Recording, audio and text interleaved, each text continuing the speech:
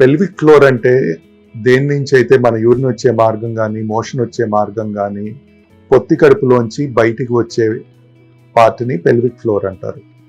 ఎప్పుడైతే దానిలో టోన్ తగ్గిపోతుందో వయసుతో కానీ లేకపోతే ఇతరత్ర నరాలకు సంబంధించిన సమస్యల వల్ల దాని టోన్ తగ్గిపోయినప్పుడు ఈ యూరినరీ లీకేజ్ అనేది కానీ మోషన్లో ఇబ్బందులు రావటం కానీ జరుగుతుంది.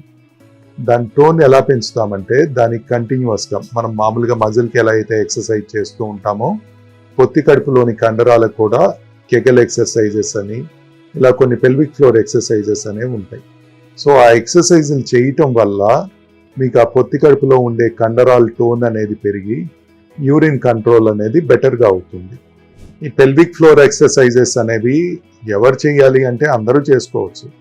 దానివల్ల ఇంకొక పాజిటివ్ ఎఫెక్ట్ కూడా మగవాళ్ళలో ఉంటుంది. వయసు పెరిగే కొద్దీ కూడా పొత్తి కడుపులో ఉండే రక్తనాళాలు అనేవి సర్క్యులేషన్ని తగ్గిస్తూ ఉంటాయి.